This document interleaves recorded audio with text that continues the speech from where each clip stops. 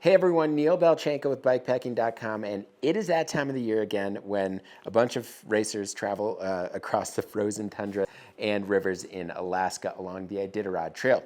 Now, only truly rideable in the winter, the Iditarod Trail Invitational has two versions, the 350-mile version from Knik to McGrath and the 1,000-mile version from Knik all the way to Nome. So in this video, we're going to share some racers' stats and interesting findings from this year's rigs submitted for our Rigs Of article. Let's do it.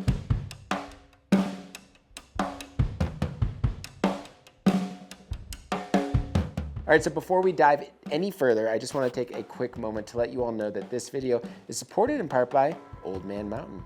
Dealing with a jostling and swaying load can be a real headache, but Old Man Mountain racks have you covered, keeping your gear snug and secure and allowing you to concentrate on the trail instead of consistently adjusting a wiggling load behind you. These racks are designed for both small and heavy loads, offering incredible versatility that fits nearly any bike thanks to their fit kits. If you're looking for a more secure storage option, Old Man Mountain has a solution for you.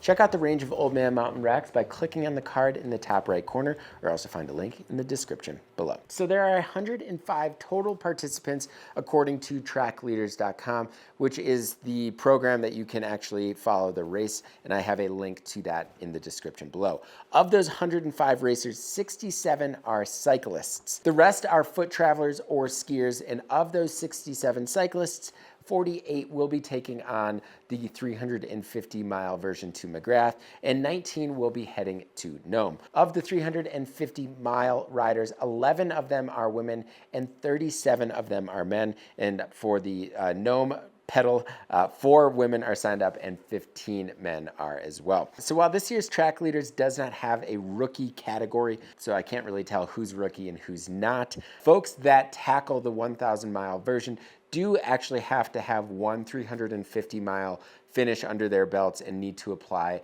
to the race to Nome. Folks who also want to participate in the 350-mile version need to qualify by partaking in another winter ultra or participating in the ITI camp. So from my experience up there, Alaska is rugged and very remote, and there really are no true bailout options. And each year offers different conditions, which not only adds another kind of added logistical element, but also means that racers need to be ready for everything. So I've endured freezing temperatures like 32 Fahrenheit to negative 40 Fahrenheit, crazy winds, thigh-deep snowdrifts, overflow, ice, and so much more. It's undoubtedly one of the more challenging ultra-endurance events out there, but that also means it's one of the most rewarding. It's going to be another fantastic year of dot watching with plenty of veterans out there, but also some new competition as well. So as you can see, I built a nice spreadsheet this time instead of writing it on paper and kind of collected all of the data from this year. So of the 67 cyclists, 28 participants actually participated in the Rigs Of article, which can be found in the description below. So for starters, everyone was using a fat bike this year. Technology has certainly come a long way since the early days of the race where folks were retrofitting regular bikes for more loft because, well, fat bikes weren't around. So of the 28 bikes, 8 of them were Salsas, 7 were from Corvus. There were 3 Otsos and 3 Revel/Y Big Irons, and then a collection of others. So of the 28 bikes, there were 2 midtails. One was custom and another was the Salsa Black Burrow. All of the standard bike materials were also present, with half of the bikes being of the carbon fiber variety. There were 11 titanium bikes, 1 steel bike, and 1 aluminum bike. All right, so diving into wheel size now, we're definitely seeing more 27.5-inch wheeled fat tire bikes.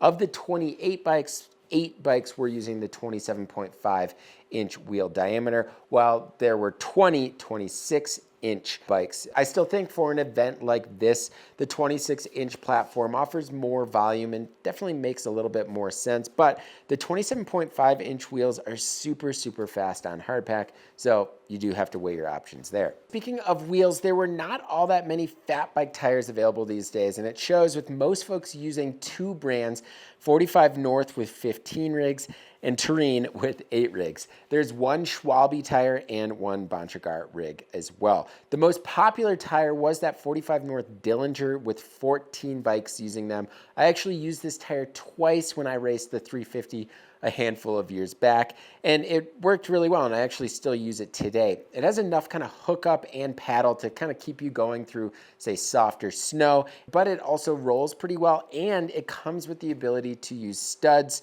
or install studs, which is likely why it is so popular, as racers can certainly expect ice along the way.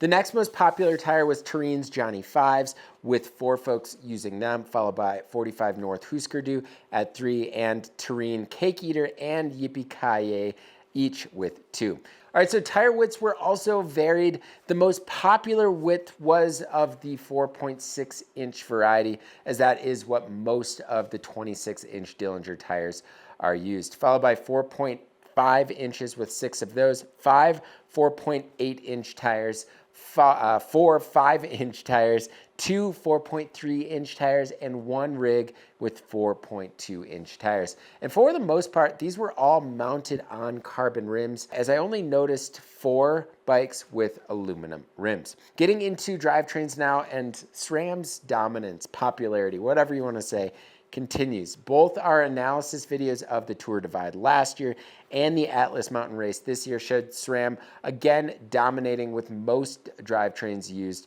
with 22. There were 5 Shimano drivetrains and 1 single speeder, and their gear ratio was 30/20.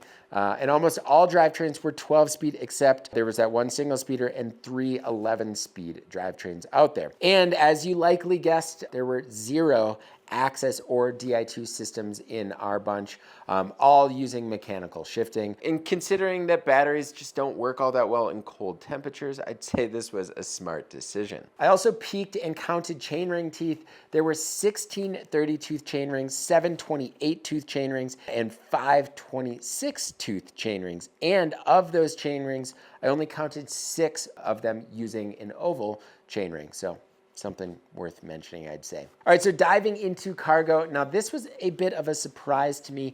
All but 1 bike in our roundup was using a rack, and many of which were using an Old Man Mountain rack. And Clinton Hodges was the only guy who didn't use a rack, and he was using a Revelate Designs spine lock seat pack. In both years that I did the 350, I actually ended up using a seat pack, but looking back at last year, there were only 2 in our Rigs Of series who used a seat pack. So I would say racks are trending? Yeah, in winter ultras right now. Of the 27 racks used, only 1 was just using panniers, and another 1 was just using a dry bag on the top. The rest were using both panniers and something strapped on top of the rack, like a dry bag or a stuff sack. Of the 26 folks that use panniers, a whopping 15 were either using the new or old version of the Revelate Designs Nano panniers. 4 were also using the Mountain Laurel Designs panniers, and the rest were using other brands or custom options. I also found it interesting that most folks, or most of the rigs, were using handlebar bags. I actually only saw 1 system that did not have anything up front. And 21 rigs were also using their down tube for some sort of storage, while only 7 were not. And the same goes for fork storage. 21 folks were using the provided fork mounts on many of today's modern fat bike forks, while 7 did not. And speaking of storage, I counted 16 folks using foam sleeping pads, which means either 12 had blow-up air pads or no pad at all. Now, if I were to do the 350 again, I would certainly rely on those checkpoints for sleep, but if I were to do the 1,000-mile version, a pad is certainly needed, and a foam pad seems like the easiest solution when you say want to get inside your sleeping bag quickly or pack it up in cold temps as fast as possible. All right, so there are some random things that I noticed as well. No surprise here, but there were 0 dropper posts and 0 suspension forks. Obviously, moving parts like this tend not to function very well in sub-freezing temperatures, let alone negative 20, 30, 40 degrees. I also saw a lot of folks talking about the Garmin eTrack series for navigation, which is certainly a good idea considering it works really well in cold temperatures, unlike, say, the Garmin Edge series, which dies when, or turns off when it's like freezing. And there were only 2 mentions of dynamo systems, so that certainly is not nearly as popular as, say, the Atlas Mountain Race or the Tour Divide. All right, so finally, it's always fun to see the ages and where folks are from. So regarding age groups, the most common was the 30s, 30 to 39 with 11 participants, followed by the 50s with 8, 40 to 49 with 7 participants, and there was 1 60-year-old and 1 20-year-old. As far as location, not surprising here, but most folks, 6 folks, were from Alaska, 3 were from Arizona, 3 from Colorado, and 3 from Minnesota,